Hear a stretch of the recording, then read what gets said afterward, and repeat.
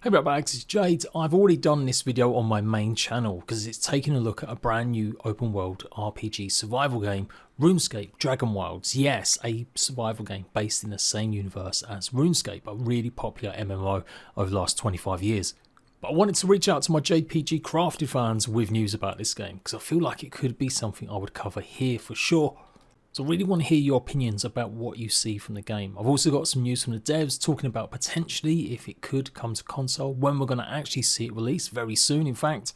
What type of game this 1 to 4 player co-op base building combat survival game is. Let's dive into it right now.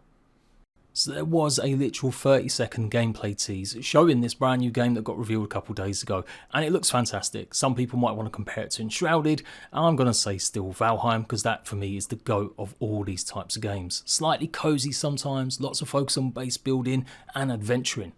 But of course RuneScape's been around a hell of a long time. I've never played actual RuneScape, I barely have looked at any gameplay over the years. It's an old MMO from over 25 years ago nearly. Still going strong today and have had different versions that some people prefer or not, and effectively it was a big MMO where you'd adventure around. Communicating was a big factor in the game, but also with some survival elements if you played their Iron Man mode.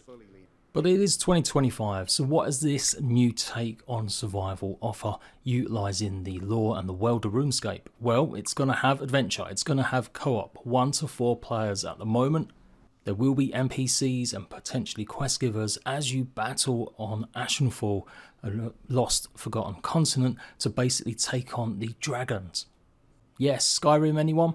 Utilising a whole bunch of skill spells and more to not just have fun in combat, but do some of the more boring stuff a little bit more interesting, like chopping trees with your ethereal magical axe, or blowing up a ore node into oblivion so you can gather some of its nuggets.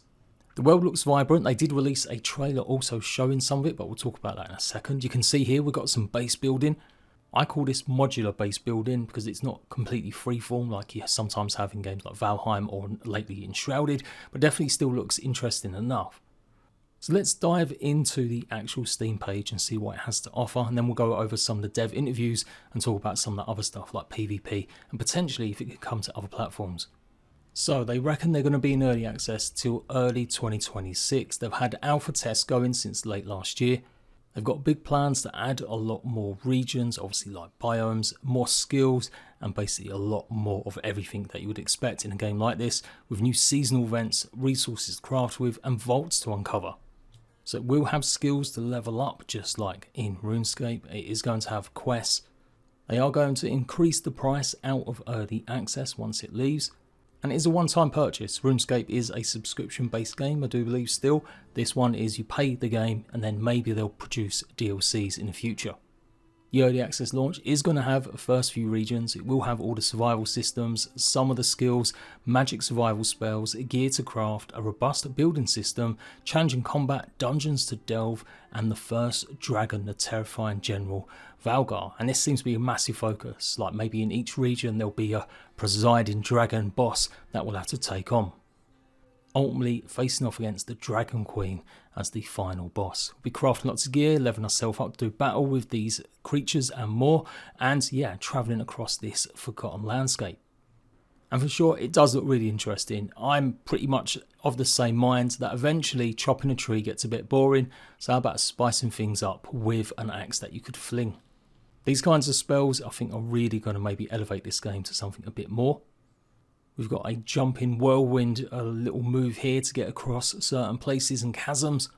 It's of course going to feature light RPG mechanics, a lot of the RuneScape lore. You will run into characters that you've come to know from playing the previous game. It's going to be a handcrafted map, not procedurally generated. And moving on to some of the dev interviews, we can learn that they're planning roughly updates, big major ones at least, every quarter, and these will focus on trying to deliver content for every kind of player, whether or not you're a builder, someone only interested in combat, and that's effectively the cadence. In a dev interview by themselves, interviewing one of the lead designers, they basically said that they're going to have more reveals on the 14th of April. There's going to be a live stream, and the game is going to be releasing literally extremely soon. They've said spring on the Steam page and in more interviews. It wouldn't surprise me if they did the deep dive stream and then maybe said the game is actually out that day, or potentially by May. I reckon that'll be obviously the latest, because that's when spring pretty much ends. So yeah, obviously this is a contender for this channel. I feel like I've been looking for something to take the place kind of Grounded till we get Grounded 2, and this might be it. Just the only problem is it's not going to be on a console yet straight away, but hopefully that will change in the future. They do go on to speak about how long they've been working on this, and the fact that they're obviously trying to take as much from RuneScape as they can in terms of helping build that world, but really offer something a bit fresh and a bit new. They also did a 10-minute interview with PC Gamer, the community director, Jake. I'll leave the link to the full interview if you want to go and watch it down below. This was recorded at GDC a couple of weeks ago. I've definitely got a bit more info about some of the plans, like I said, the quarterly updates, how they've absolutely taken inspiration from games like Valheim, but do want to add a bit more flair and stuff to something, or make things a little bit more interesting in different ways, like being able to harvest and gather resources with magic. They spoke about their alpha tests and the fact that they implemented a very temporary off-the-cuff PvP system, and the players responded and said it was pretty fun. Now, before you cozy players all start clutching at your pearls, don't panic, it's not about to become Rust. It seems like it's more going to be about friendly fire being able to be toggled on and off. Pretty much the same you have in Valheim, and I'm pretty sure Enshrouded has it now too. So if you want to have a bit of a mess around with your friends, build an arena and then go ham at each other, you'll be able to. But they do mention that it might be something they investigate in the future, maybe dedicated servers for that kind of thing. Which is interesting with only a 4-player limit, so maybe that is something that could be revised in the future. But for now at least, and on the Steam page it says 1 to 4. They do also speak in the interview about trying to make the game accessible to as many players as possible.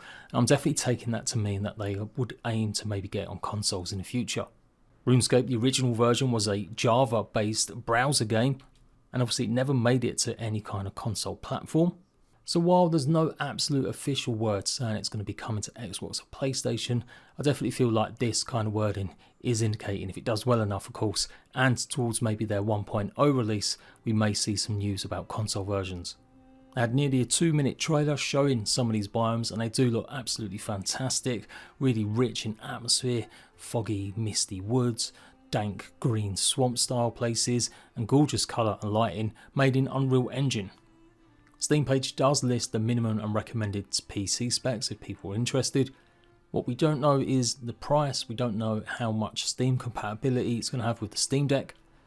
Is it going to have cloud saves? How does progression work if you join your friends? It does seem like it's going to be a peer-to-peer based game where you'll just join your friend's world and then go back to yours. Can we transfer characters?